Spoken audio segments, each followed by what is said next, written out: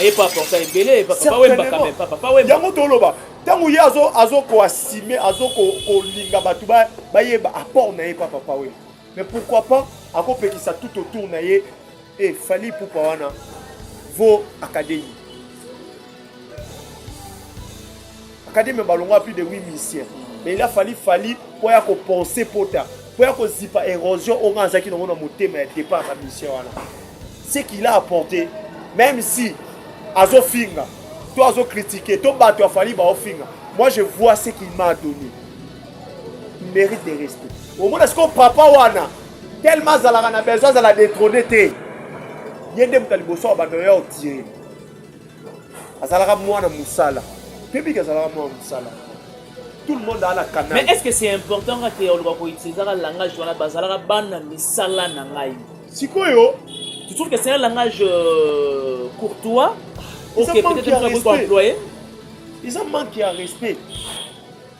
Azalaka mwana musala, on a beau sani qu'il fallait à mwana musala. Mais aujourd'hui, mwana musala a dépassé les maîtres. Pour en rester, il y a OAP sa communauté congolaise. Mais quand tu dis que mwana musala a dépassé maître, tu fais allusion à quoi? À tout. Il y aura sinon un marché pas bon. Mais énumérer quand tu dis en tout, parce que Kofi a plus de 20 albums, Fali a moins de 10 albums. Je mets tout le monde en défi. Les albums écrits par Kofi Olomide. Album, il y a quartier la tête. Hein? Oui. Tant qu'il y en a 15 ou ils ont un succès. 15 ou un succès. C'est belé, hein? Oh, Latino. Étape à Souka. Les prisonniers d'hommes. Il y a Kofi. Koweït. Il y a Kofi. Il y a Kofi. Magie. Il y a orchestre. V12. Il y a Kofi. Il y a Kofi, voilà. Ultimatum. Voilà. Il y a orchestre. Droit de veto. Il y a orchestre. Attentat. Il y a Kofi. Force de frappe. Il y a orchestre. Monde arabe. Il y a Kofi.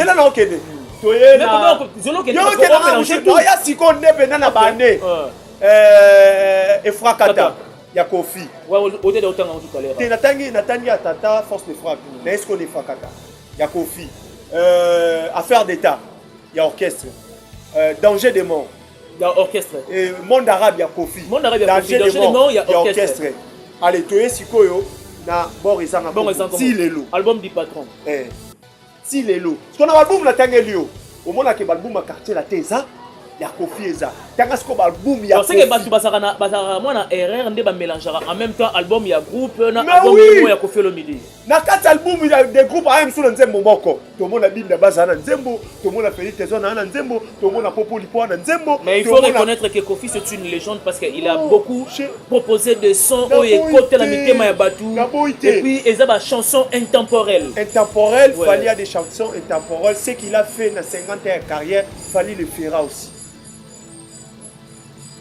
Dans 10 ans, dans 20 ans de carrière, il a 8 albums, un succès au Manon. Non, jusqu'à 7. 8e de Zoya. 8e déjà couronné disque d'or. Et ça en cours de télé. Et ça a déjà couronné disque d'or. Au moins tu sais. Dans l'album XX, il y a des disques d'or. D'après commande, avant son billet, au sommet des albums, plus de 50 000 et qui. Ok, bien. Donc on espère bien que les jours J, donc avant soit déjà... Au moins la stratégie marketing. BIMAF TV, la chaîne d'impartialité.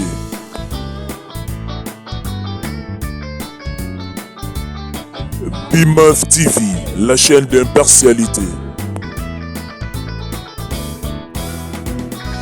BIMAF TV, la chaîne d'impartialité. Vous êtes sur BIMAF Télévision, la chaîne qui apporte une nouvelle touche dans la communication. Salut et bienvenue. Merci de la confiance renouvelée au nom de toute l'équipe de cet organe de presse en ligne qui apporte une nouvelle touche dans la communication. Encore une fois de plus, aidez-nous à partager nos émissions, mais aussi de commenter et puis de suggérer. On les dit de temps en temps, c'est la seule motivation que nous attendons de vous. Merci encore une fois de plus à toi JMK. Derrière la caméra et du côté réalisation, laissez-moi vous dire que cette émission, je suis certain que ça va créer en vous le divertissement, mais aussi la gaieté. Et pourquoi pas aussi de vous informer parce que c'est notre devoir. Avec un invité que vous aimez tant, avec lui on va parler de la culture musicale dans toutes ses facettes. Kofi Olomide, bientôt, Je suis sûr et certain que c'est dans quelques jours pour fêter ou soit pour célébrer 39e d'existence de Quartier Latin International. On va en parler dans cette émission avec mon invité et des détails aussi également et aux alas au rendez-vous. Merci encore une fois de plus à vous parce que vous êtes là pour nous accompagner, vous êtes là pour nous motiver et donc nous les disons, en tout cas, ça nous arrange. Merci ma chère conseillère Maman Marie-Pauline depuis Paris. Merci aussi également à la couple social Alphonse Massakouba et Mère Patience Massakouba. Merci à mon vieux Miguelito Koumbe Mfouiti et à Amour Kitoto. Merci à Mère Chantal Eboza. Merci à mon frère et ami Ronnie Mikeli depuis Afrique du Sud. On est ensemble.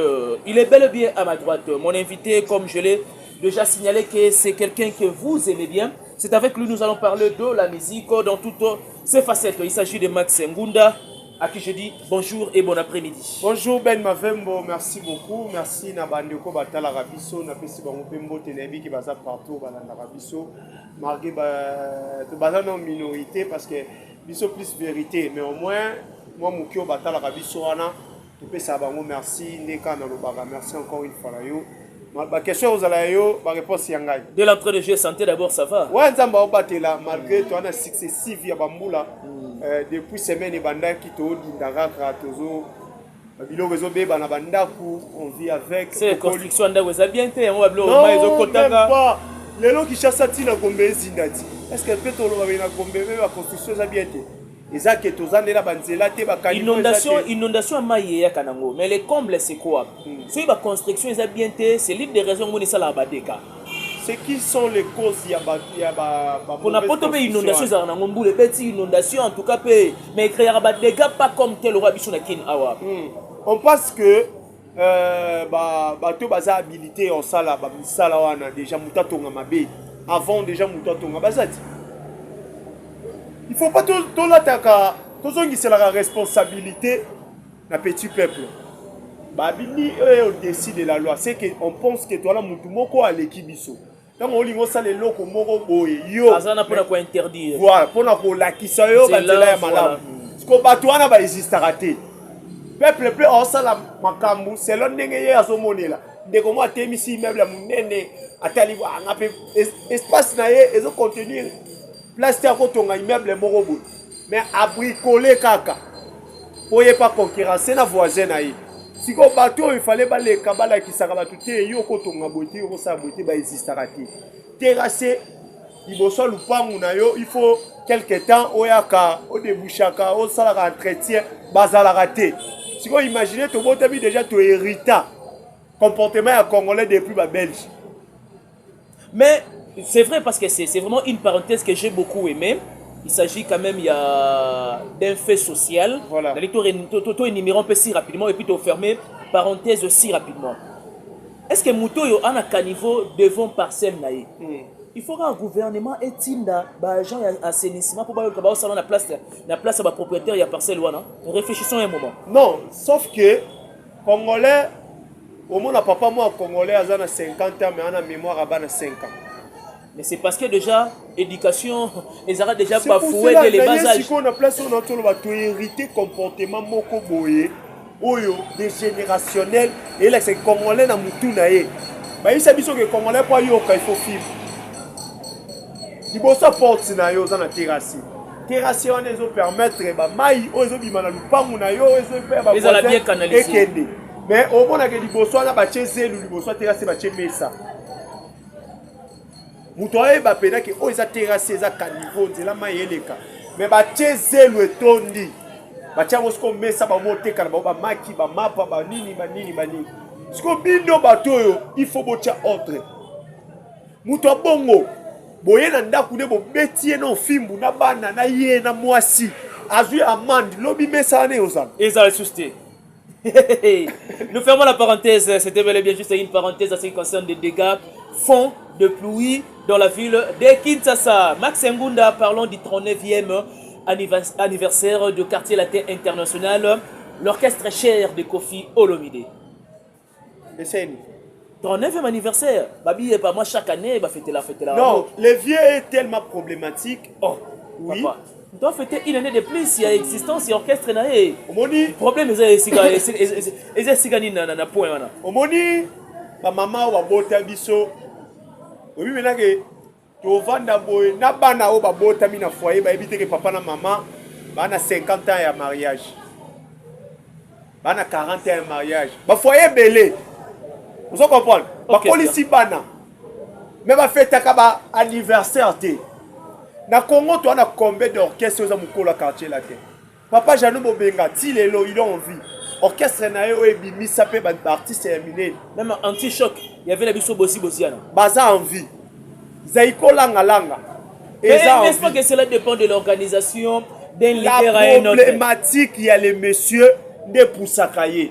Tellement les messieurs veulent que Balo. Max, oui, soyez d'abord sérieux. Mon frère. Max, soyez sérieux. Mon frère. Mais est-ce que pour célébrer l'anniversaire, il y a orchestre, il y a Moutou. Et dépendre aujourd'hui, moi dis âge toi dans le lelo. Il y a âge à anniversaire. Tout là que ça va tout matalana. Qui nga pe na zwaka. Nga déjà non de na boy na habité jour ni na fête anniversaire. Je ne pense pas qu'il n'a fêté. Vous entendez bon? Hein? L'église ne va pas boire. Le jour anniversaire artisan en azate. Ah bon? Eh. Nga soki ezalaki ko fêter anniversaire eza jour où il faut appeler ça ba parents na cadeau. Et surtout maman. Parce que eza jour oyo ariskaka liwa. Déjà ko bimisa motu eza signe de reconnaissance.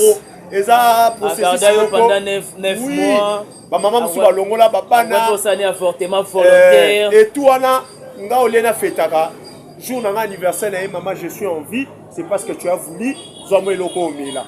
Tellement zaté na fêtaka pété et les canons bon. Donc toi tu t'opposes à l'initiative ya Kofi Olomide. Les vieilles problématiques, il veut que ba lobela kaye toujours. Tellement lelo azo offrir bisol sur le côté. Mon frère, bon qu'est-ce que il fallait? Est-ce que ni les gens à Zaiko à chaque année anniversaire? Bien dans tout à l'heure, n'est-ce pas que cela dépend de l'organisation d'un leader à un autre?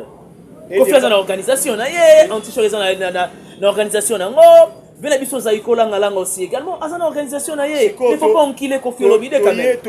Par rapport à l'organisation, les messieurs, tout le monde ici au salon moins, au salon trop. Ce que j'ai gâté après 10 ans.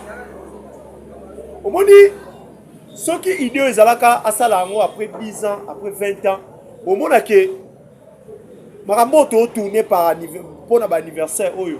Abengi saki nani boy, il reste à la tête. Et créer beaucoup d'ont créé salive hein. Pourquoi? Après 10 ans, 20 ans, c'est l'anniversaire, il y a quartier latin. Au moins que Moutou Bozaki il y a obé banana en 2005 par exemple. En 2020, la tension en est shooté. Fallait dans biso hein. Tout qui est des cas. 20 ans après, 10 ans après. Vous comprenez? Mobilisation et ezalate ou ezala après une année. Après une année, bon, soit on a Jordan Koussa, année passée. Bon, on a Bakanda. Tant que soda est quartier latin, tant que Moutoupa Simba Poto pour quartier latin téléma. Toi, tu penses que après 6 mois, il y a Bakérère, il y a anniversaire. Il y a un visage emblématique, il y a quartier latin, bon, on a la tête. Donc ensuite, la précipitation, il y a un anniversaire. Ils ont qui s'animent dans le quartier là. Bon, précipitation, mais il est fait en excès. Ça devient de trop. Oui. Tout ça va miquer tout le monde déjà. Est victime, il y a moins que ça 20 ans. 20e année après. Et puis, on fait on a Stade de France. Après 20 ans, une fois. Vive la musique à te éviter, papa, oui, ma coufa te éviter. Mais bah, on a envie. Mais il fallait aussi avoir fêté 10 ans quand même. Il y a, bon, on a hors musique. Hein. Il y a les solos, il y a Fondation. Fondation, oui, a fait ça, ça n'a rien à voir avec la musique. Orchestré. Donc, Kofi Olomide, ça a un autre. Et trop, wana, batuba lembi.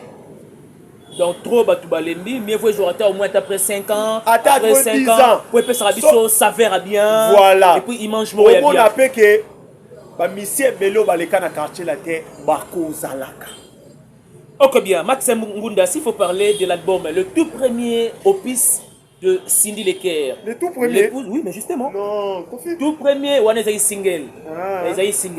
J'ai bien dit le tout premier opus de Mamassi Cindy Leker, Kofi Olomide à offrir pour évoluer. Tes impressions? Je préfère oyo les kaka single wana oyo ba molunge bon asala pe mo ba remix belé omoni wana nzembo kala ya Kofi masala plus ba remix wana etikala nga moi ke oyo déjà mais il y a des belles chansons hein déjà c'est juste la question on peut s'en autant hein ya solo hein justement déjà siko na carrière ya Cindy Lekia il on a mon ezala ezo attaché à mon mukeza présence ya Kofi il faut qu'il soit loin de Kofi non talaka Cindy na miso analyste tant on a détaché na Kofi Olomide c'est-à-dire qu'on a des lumières jusqu'à présent Cindy a des fans même ba Warrior même ba fan tout ya orchestre Spirit associé également mais tellement Kofi Olomide azo sumbela ba artiste wana tout ba fan wana et nous allons la partager dans Cindy Lekia. Ok bien. Alors la sœur a à savoir, la sœur a mungongo. Tout au moment où awa conférence de presse il y a artiste ou il y a mimisi album. Normalement et bandeliti souka. Il a fallu que Cindy s'exprime. Cindy a biso ba difficulté à côté na. Tango justement. Album wana ba choix ya ba titre. Ba choix ya ba genre ya musique à sali. Pourquoi? Non, mais c'est la continuité des théâtres à titre des rappels. Hein? Non, la continuité des théâtres, mais au moins, on appelle moi son mot pour un bien côté. Il faut tout tourner ainsi dit. Tu as mis qu'on a l'école à Tchatcho. Mais l'on qu'on joue au point. Ah non, pour la musique, il y a les lots et c'est un cocktail. Il y a la voix ouverte, justement. Mais si il y a lobby de sur le côté, tout le monde est règlement des comptes. Il y a bateau, il y a bien il y a bateau, il y a froid, mais c'est Kofi Olomide. So, à mon il faut régler ma compte dans l'artiste Moussous. À celle-ci, conférence de presse, il y a Yemoko. Donc, on lieu et place à Luka, Aïba et Lokweza pour Cindy, mais il n'y a pas de parole. Pour ça comprendre. Mais personnellement, qu'est-ce que tu reproches de Kofi Olomide? Non, on reproche tellement ébélé, tellement ébélé. Aujourd'hui, et banda ko sala est passé quelque part tant que tu es vivant. Banda le bagé papa oui mamta bilisa. A des matins au tilelo. Et ça la pas si tant le baga ça papa oui mbalinga abimate. Pourquoi? C'est parce que à mon a oya porta qui papa oui mba. Et mususu batwana ba on y ango ba ba fouer na énergie na ba effort oya salaki. C'est de la même façon. Oya zalaka na besoin ba to papa oui mba accepter qui a pesaka papa mba nzembo qui est ayemba na vivate azalaka juste parolier puis petit ya papa wemba oyo bato vivre baboyaka bamonaka musicien ya papa wemba. C'est de la même façon andima ki ba fali et les autres apportent beaucoup dans le quartier là. Mais il pas apporter belé papa wemba quand même papa wemba yango toloba tangu ye azo ko assumer azo ko linga batu ba yeba apport na ye papa wemba. Mais pourquoi pas akopekisa tout autour na ye et fali pour wana vos académies. Académie balonga plus de 8 musiciens. Mais il a fallu pour y avoir penser pota, pour y avoir zipa érosion au grand zaki dans mon thème et départ à mission wana. Ce qu'il a apporté, même si azo finga, toi azo critiquer, toi bah tu as fallu bah finga. Moi je vois ce qu'il m'a donné. Il mérite des respects. Au moins est-ce qu'on papa wana tellement zalaka na besoin de la détrôner té. Yende mutaliboso abandoya au tirer. Azalaka mwana musala. Depuis que azalaka mwana musala. Tout le monde a la canal. Mais est-ce que c'est important que on doit utiliser le langage wana bazalaka bana misala na ngai? Sikoyo, tu trouves que c'est un langage courtois? OK, peut-être qu'on employer. Ils ont manqué à respect. Azalaka mwana musala, on a beau sani qu'il fallait à mwana musala. Mais aujourd'hui mwana musala a dépassé les maîtres. Pour un respect, il y a OP sa communauté congolaise. Quand tu dis que moi, Moussala a dépassé maître, tu fais allusion à quoi? À tout. Il y a aussi dans le marché, pas bon. Mais énumérer comme tu dis en tout. Parce que Kofi a plus de 20 albums, Fali a moins de 10 albums. Je mets tout le monde en défi. Les albums écrits par Kofi Olomide. Album, il y a quartier la tête. Hein? Oui. Tant qu'il y a 15 ou 6. 15 ou 6. C'est belé, hein? Oh, latino. Étape à Souka.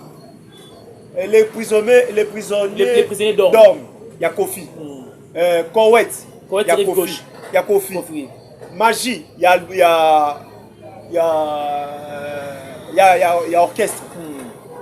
V12. Il y a Kofi. Il y a Kofi, voilà. Ultimatum. Ultimatum, Il y voilà. a orchestre.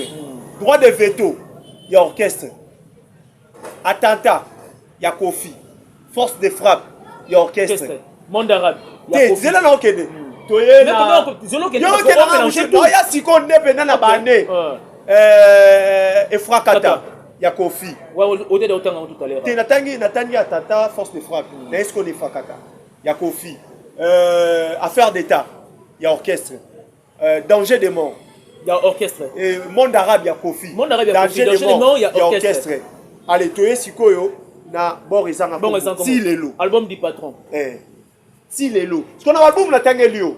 Au moment que album a quartier la Teza, il y a Kofi Eza. Tangasko album, il y a Kofi. C'est que Batu Basarana, moi na erreur, on mélangera. En même temps, album, il y a groupe, na album, il y a Kofi le midi. Na quatre albums, il y a des groupes à M sur le Nzembo Moko. Tout le monde a Binda Bazana Nzembo, tout le monde a Félix Tezona Nzembo, tout le monde a Popo Lipo Nzembo. Mais il faut reconnaître que Kofi c'est une légende parce qu'il a beaucoup proposé des sons où il écoute la mitema ya Batu. Et puis il y a des chansons intemporelles. Intemporelles, Fali a des chansons intemporelles. Ce qu'il a fait dans 50 ans de carrière, Fali le fera aussi. Dans 10 ans, dans 20 ans de carrière, il a 8 albums. Un succès au Manon. Non, jusqu'à les 7. 8e des Zoya. 8e déjà couronné disque d'or. Ils ont en cours de télé. Ils ont déjà couronné disque d'or. Au moins, tu sais. Dans l'album XX, Nengezo Bimabo, il y a des disques d'or. D'après commande, avant son billet, c'était au sommet des albums, plus de 50 000 et que. Ok, bien. Donc, on espère bien que les jours J. Donc, avant, on déjà. Au moins la stratégie marketing. L'album il a plus de 60 000 exemplaires vendus. Et Mimi non. Donc, elle va dépasser les maîtres dans tout. Et ça la mélange un peu style urbain. Il y a mon copain ainsi de suite. Mais en termes de réalisation, hormis les chansons ratées, parce que Kofi a beaucoup de plus de chansons ratées que de chansons à succès. Non, ne dis pas ça. Je ne te permets pas. Je ne te permets pas. Il faut rectifier. Non. Il faut rectifier. Moi, personnellement, l'autre l'a Kofi l'autre fois. Alors, ils ont un album sous pas Misaki et t'as pas qu'à côté. Mais je ne te permets pas le baquet. On soit l'X1 au baguette. Kofi le bidem a beaucoup plus de chansons ratées. Non. Kofi a parmi d'artistes na Congo. Ok, il album Kobanda. La première chanson. La dernière chanson. Voilà pourquoi son fils il fallait pour pas hériter. Cher frère. Moi j'étais latine ou rien. Peut-être même sur les gangs. Mais en tant que peut-être journaliste, il a peut-être créé un sous forme de débat. Voilà. Sikoyo. Dans l'album Kofi Azaki Nango, tous on rappelle depuis 86 Tiaka, il avait des chansons, album à 8, chansons 6, 12 aussi, 12, et 14, voilà. Pendant ces temps, et ya. Kofi Olomide actuellement, surtout betting on a Google, Aza au moins 300 quelques chansons. Hein? Oui. 300 quelques chansons. Mais les là on a plus de 400 hein. Parce qu'il y a autant ça la légende, la platinum. Mais si on saute au yé, tu es congolais moko, tu es un titre en succès à part. Na cahier. Tu dis que V12 et Tangama, Miss Nicole et Waku Banzembo était à battre. Tu as Banzembo écrit par Kofi. Tu commis Banzembo à Kofi au Mukile au Karto Kangona. Nazo Biso Mamba solo. Maxina Kenda Bar. ROS. Na vendre na bar parce que Biso tout va ambiasser. Ayo ambiasser. Na ambiasser. Je me détends na bar. Moment où je me détends, il faut savoir nuancer. Donc yo ambiasser, moi je me détends. Pendant temps wana. Toyoka Kofi.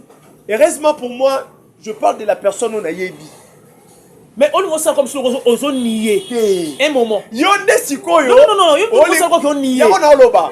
Banzembo ya Kofi ongai to yokaka. Ti lelo générationnel temporel ozo loba wana. Et ça n'a raté na fête. Yango na loba ka yango na se répétaka. Mais puis c'est parce que ce sont des chansons d'or. Mais beaucoup plus ratées des ébélés. C'est ton point de vue. Na compliqué yo. Aux invités, il faut être vraiment à l'aise. S'il faut parler de la... Ok, j'aimerais bien fermer parenthèse. Même deuxième parenthèse, c'est vraiment question. Tu me permets quand même de sauter page. Ouais, problème. Ok, bien. Max Ngouda, s'il faut parler de la reprise des concerts. Nous avons constaté qu'avec pas mal d'artistes, beaucoup plus, ça, les gens ont moins de 15 000. Maximum, il y a configuration et ça a 15 000. Ok. Quelle est ta part de réflexion? Il y a Batoyo, tu dis que Bazara vraiment généraux de la musique congolaise. Accor Arena, ils ont coexisté. Paris La Défense Arena, ils ont coexisté.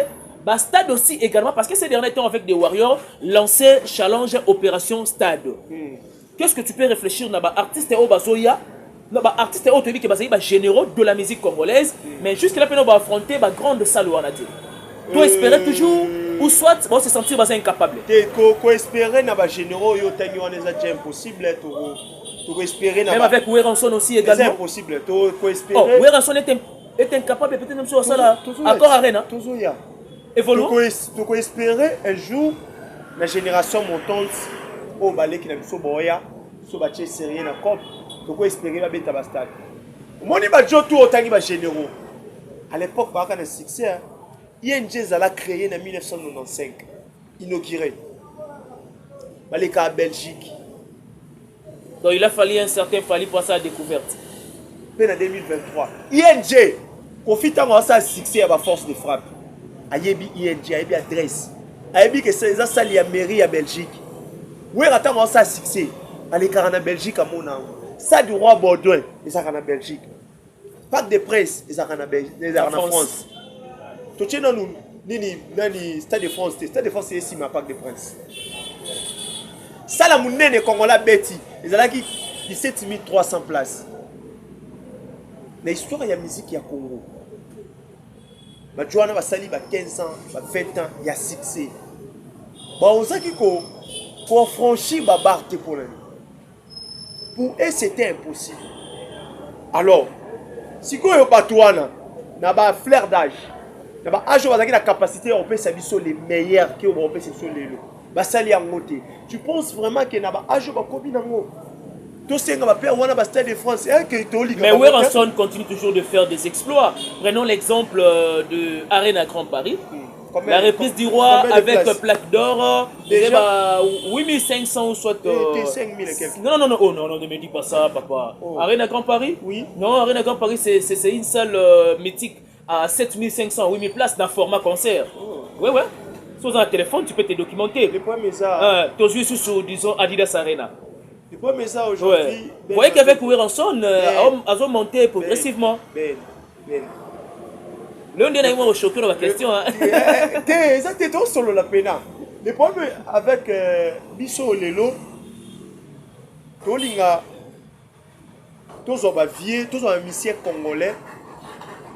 Tout est na bango, na boulke, bon fan de maman na 10 étoiles, na 10e niveau. Alors que la fondation. Vous savez, fallait pour Papa Stade de France en 2026. Nous sommes en 2025, ça lui a pris 20 ans. Oh, ah bon? Ouais. Tout est 2006. Ça lui a pris 20 ans.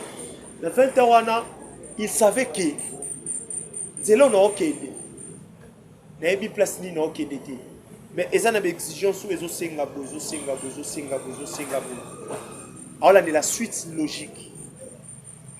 Ma vie est bisso. Parce que peine à temps, ils ont tracé là. Ok, l'élo, on va chaper Stade de France.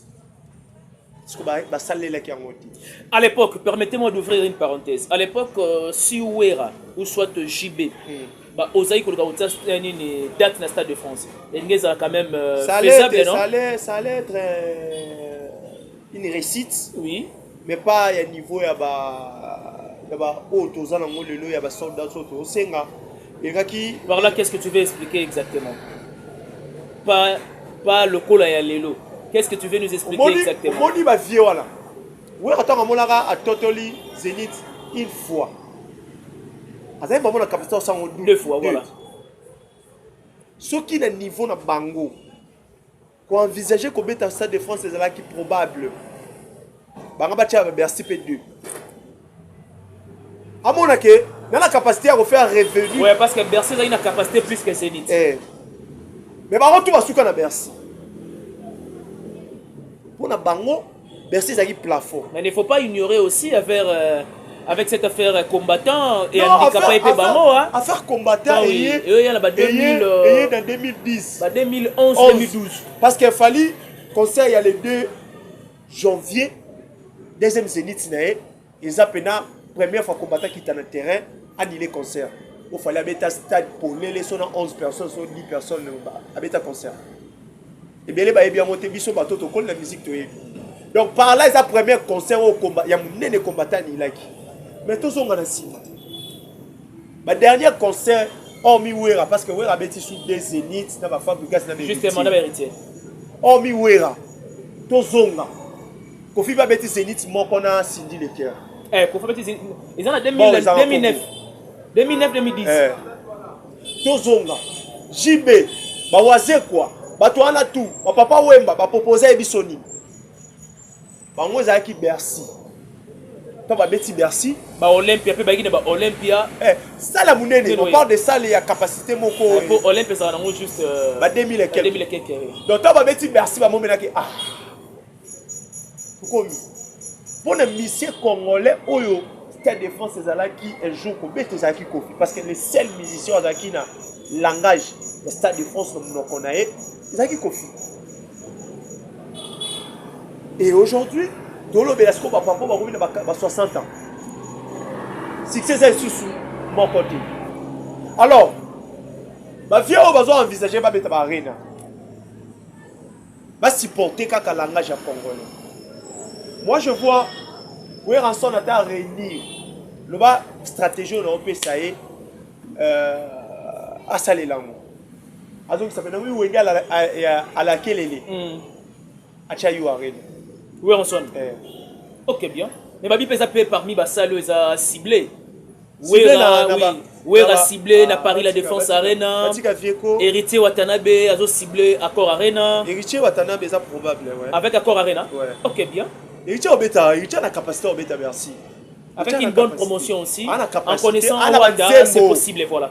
Azalango. Mais tout ce qu'on avait été, on a côté de la forêt, so où on a besoin de Tony Sayou Arena. Etika la logo là ataba oseka eza nzonding asalamu yu arena héritier JDT Babindombe Adjani Lacoste Bill Seleo Brigade monde basalaka affiche ya solo la bien ok yeli kolona Adolphe na masela ba wera banane wana si asali siko affiche mo ya bongo ya concert moko ya sous 30 ans maison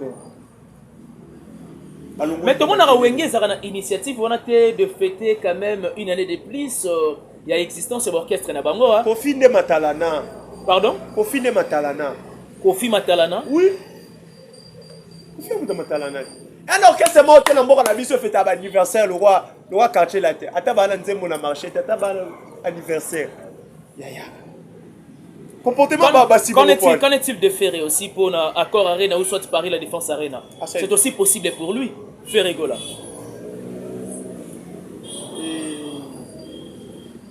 Papa, oui, combien m'ont raisonné, belé, la 4 émissions? C'est une question, la 4 émissions? Non, Ferré, combien t'as? Accor Arena, c'est quand même possible. Accor Arena, oui, c'est possible, sauf que. Maintenant, qu'est-ce qui lui manque selon toi? Qu'est-ce qui manque à faire et de réaliser, d'affronter aujourd'hui? Le problème avec Ferré, son équipe, Balingara est impressionné. Donc Ferré et son équipe font des choses pour impressionner. Même Zambalbi, il résiste aux orgueillers. Tu vois Nabino Awaben. Le niveau artiste, le roi Ferré Gola. Abimisa calendrier. Il y a tourné. Na ba date, na komba ba salle. Imaginez ta salle mon côté au courant. Non mais écoutez, à un certain moment, moi j'aimerais bien tout cela vraiment clairement. Mais tu sais aussi qu'avec Fali, Abim c'est le super calendrier, il y a Canada, États-Unis, ainsi de suite. Calendrier et ça là pour rendez-vous c'est là. Donc c'est-à-dire ça arrive aussi parfois dans la profession. Au côté le romoko il faut que ngana na éclairci pe ba deko ba landara biso. Na Canada billet kama. Et c'était quoi la problématique? Il y a annulé ou soit je ne sais pas moi pour reporter à une date ultérieure au programme. L'artiste a l'écapé sans raison pour dire qu'il m'a permis. Bango ba ok n'était ok concert l'État canadien a évité que l'artiste mora ya obeta concert. Il faut tous avoir impôt, faut tous avoir taxe na biso. Beaucoup des artistes congolais ba au Canada, ba aux États-Unis, ba au Canada na ba jouer dans la salle de spectacle été. mairie ya orchestre ya ville wana ayebi que faire aza aux États-Unis obeta na place boye avant bolongwa na mboka na biso boke Canada azopesa bino permis de travail o l'état canadien ebi ke bateau baye ko exercer ba travaux na bango pendant temps boye ba oza la place boye ba obeta na salle boye ba sala boye ba billets zaki déjà vendu demande ya permis ekoti malgré administration soit qui moi retard et ça dit que artiste peut ba projet mususu ya et qui en côté revenons de logo na ndako loba comment na niveau ya oyo to chakaye artiste renommé aux autres sali ya bateau ou a même pas informé ou tché date ou créer affiche ou publier. Est-ce que les artistes ne savent pas qu'à un moment donné peut et polluaka et rendre mauvaise image, il y a personnalité na bango. Yango wana ba retomber le loyo. Oko za no crédible, oza na ba nzembo. Oza na producteur, oza na nyoso, oyo déposer CV mais ça les boya. Ils ont suite ya ba comportement wana, ba mefe wana. Excusez. Ba comportement wana. Faire Facebook a notifié. Ba ça wana ta moni ba affiche wana ba date. Bakena ba programme na bango ba yebi programme wana te ba signer na ni accord moko na artiste moko boy mais artiste est déjà publié donc Jet Set ina faire ba kosela ba structure wana makambo tout le monde est en internet faire publier à Bercy allez mabako abi j'ai vu les contrats boye pas côté na makiona lelo to suka wana. Alors, mais je l'ai vu publier il y a cela quelques heures passées. Toi, tu le suis toujours. La récite en 2026. Bientôt déjà une nouvelle date. Nazong la quête toujours dans ma poste que yo ebisaka biso. Na kanga bena ba wana capture. Pesa biso non. Yo la narrate na commentaire. Pesa biso non nous raison et annulation est locaux. Parce que toi tu avais vu les contrats, au moment que Makamuto est déjà OK. Tu vois? Alors, lelo fait kobeta accord arena, c'est probable. Mais il faut pas continuer dans Nzungu à Javel. Parce que Nzungu à Javel. Purifier. Tu vas purifier. Ba maître spirituel va purifier na Mungu. Ba te mai nini Mungu na mai va purifier. Oh Dieu c'est ça makiona. OK bien. Oh Dieu c'est ça le rôle mikakata de bandaki Hollande ba tâche à passer et longwa. Ba travailler na traçabilité. Faire à la capacité. La musique na biso même ba travailler na honnêteté. Voilà. Même ba wera même papa chéri non na capacité au beta Bercy wana 20 000 places ça va déjà pour you arena eza dernière étape pour Zarobudina pour okutana dragon. Ah bon? Donc Paris la défense arena avant dernière étape pour okutana dragon. OK bien, c'est Dragon Stade de France. Dragon de Stade de France. Donc la dernière barre quoi Bobby Dragon. Hey, c'était bel et bien Max Ngunda, l'invité de cette émission, l'essence des idées. Nous sommes pratiquement à la fin. Je suis sûr et certain que vous avez aimé. Accompagnez-nous au partage de nos émissions, mais aussi de commenter quand bien même il s'agit. Abonnez-vous massivement sur BIMAF Télévision, une nouvelle touche dans la communication. Max Ngunda, qu'est-ce que les gens peuvent retenir de ton passage si rapidement? Nous, on est là juste pour analyser et puis pour pousser l'artiste et la biso. Bien. Lelo oyo un intellectuel un télo mututu ayebi réussite ayebi parcours elle mutu moko to boya ke Fally Ipupa il fait mieux que tout le monde alors to biso to lo bango ezate ke to luka visa to côté la mutu pour na ba commentaire za bongo ouais ngane na vanda ka boy na pensaka tel jour na ke poto ko misa memanga mais fort nanga na mayele na ngai donc ça là où il faut na sala mais to lo bakaka logique les artistes congolais ko ba monique comme trop tard ko ba peut-être ba landanzila ya Fally bakata na bango a pe ba monique faut ba emboîter les pas ba ke de pour lobby tout temps ba Fally belé la musique à Congo. Et voilà, des dédicaces, tu n'as pas de dédicaces? Merci beaucoup de votre attention soutenue et particulière. Merci beaucoup à cet espace. Madame Combo, merci beaucoup à toi, merci à toi JMK. Et merci également à Mère Judith Mpoko, Mère Véronique Mpoko, Merci à la noblesse oblige Mavembo Futur Médecin, la grande sœur de Johanna Gladines Mavembo de Bensi Bazonga Estrella Mavembo et Nirvana Mavembo. Merci encore une fois de plus à mon cher cousin Andy Bopinda, les simplificateurs. Abonnez-vous massivement sur Bimaf Télévision, une autre façon d'informer et de communiquer avec des sujets très sensibles au cœur de la musique. Quant à moi, je vous laisse entre le maître de la régie. D'ici là, portez-vous bien. On se retrouve au prochain numéro. Bye bye.